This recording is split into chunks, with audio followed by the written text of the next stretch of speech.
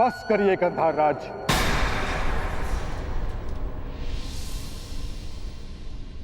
आप ही हैं जो सदैव दुर्योधन का मन कुलुषित करते रहते हैं। कभी समझाया है आपने इसे कि एक सैनिक जब मृत्यु को प्राप्त हो जाता है तो कैसे उसका परिवार धीरे धीरे वर्षों तक मरता रहता है।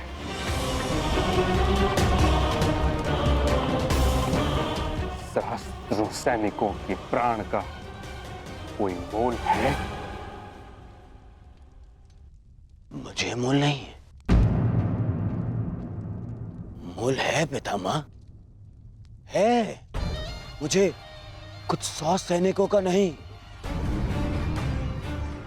उन लाखों सैनिकों के प्राण का मोल है। यदि ये युद्ध नहीं हुआ तो पांडव प्रस्तुत होंगे और फिर महायुद्ध होगा। ऐसा महायुद्ध जिसमें लाखों सैनिक अपने प्राण गंवाएंगे, फिर लाखों परिवार थोड़ा थोड़ा करके हर दिन मरते रहेंगे।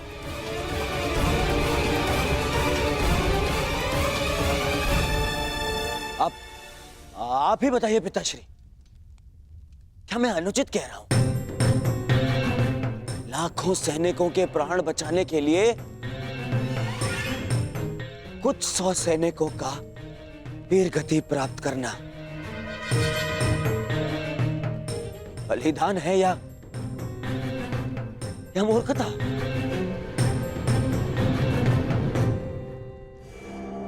मैं तो कहता हूं कि विराट पर आक्रमण करके पांडवों का अज्ञातवास भंग करना ही नीति है।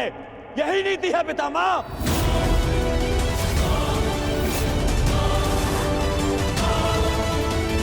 पुत्र दुर्योधन, विचार करो, पांडव तुम्हारे साथ कैसे युद्ध करेंगे? द्वारका सहित आधा भारत तुम्हारी संधि में है और शेष पर तुम दिग्विजय प्राप्त कर चुके हो।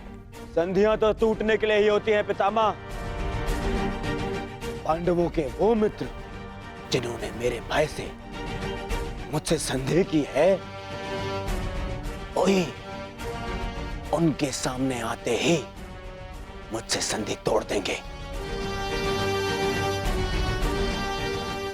परंतु आपको क्या, आपने तो सदा पांडवों का ही समर्थन किया है। आज भी जब मैं उन पांडवों से हस्तिनापुर की सुरक्षा का प्रयास कर रहा हूं, आज भी आप उन्हीं का समर्थन कर रहे हैं।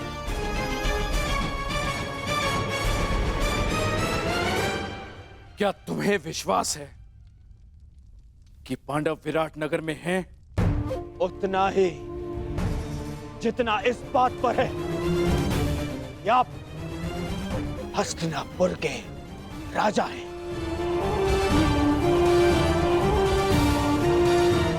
और पितामह भीष्म हस्तिनापुर का हित चाहते हैं।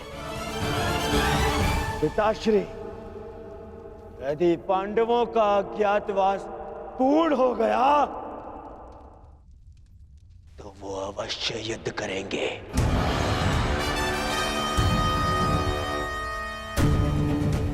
और ये युद्ध महायुद्ध होगा।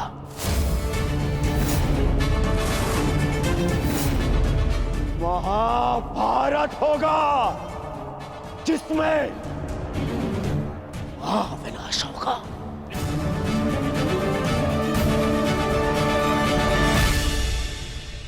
नहीं, मैं ऐसा नहीं होने दूंगा।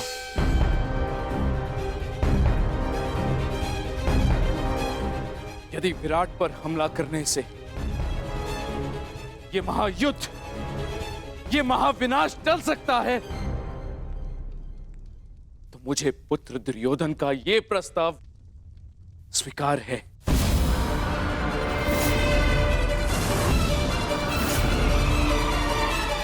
परंतु ये हस्तिनापुर के राजा का आदेश है। हस्तिनापुर विराट पर आक्रमण करेगा।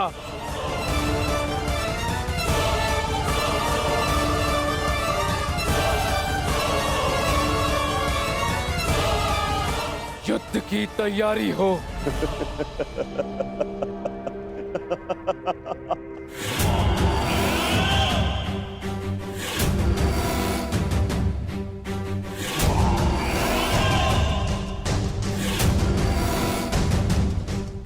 समय आ गया है मित्र। अर्जुन से तुम्हारा अधूरा द्वंद्व अब पूर्ण होगा।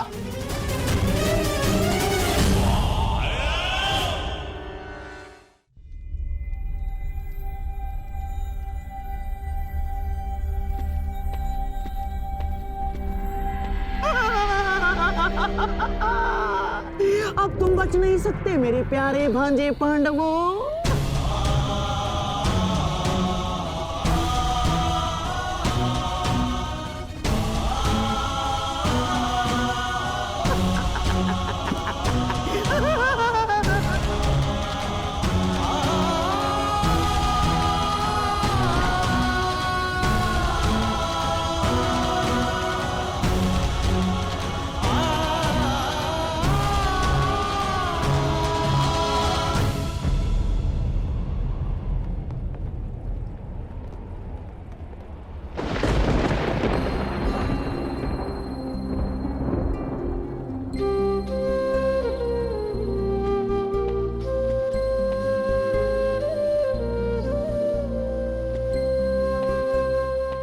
बात माताश्री,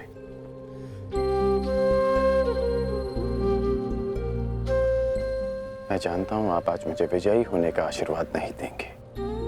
मैं आज कुछ देने नहीं, स्मरण दिलाने आई हूं। तुम्हें ज्ञात होगा कि मेरे पुत्र और पुत्रवधू के साथ छल हुआ है।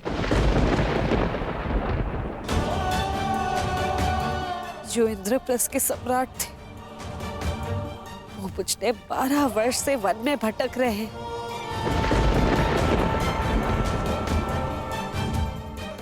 और कुछ ही दिन बचे उनकी स्वतंत्रता में, और उनके साथ फिर से छल होने जा रहा है। हस्तिनापुर से इतनी बड़ी सेना उनकी वृत्त प्रयाण कर रही है। उनकी आत्मा रक्षा के लिए उनके पास एक भी सैनिक नहीं।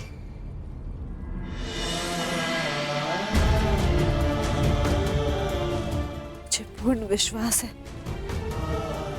कि तुम मेरे पुत्रों के साथ एक और अन्याय नहीं होने दोगे।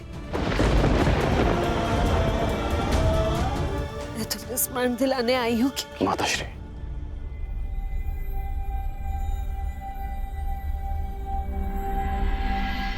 कर्ण को अपना हर वचन स्मरण है।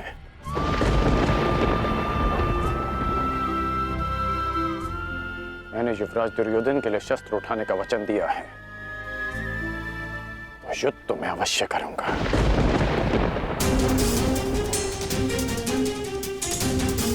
परंतु मैंने एक और वचन दिया है कि आपके पुत्र अज्ञातवास पूरा करेंगे, और ये वचन भी मैं अवश्य पूरा करूंगा।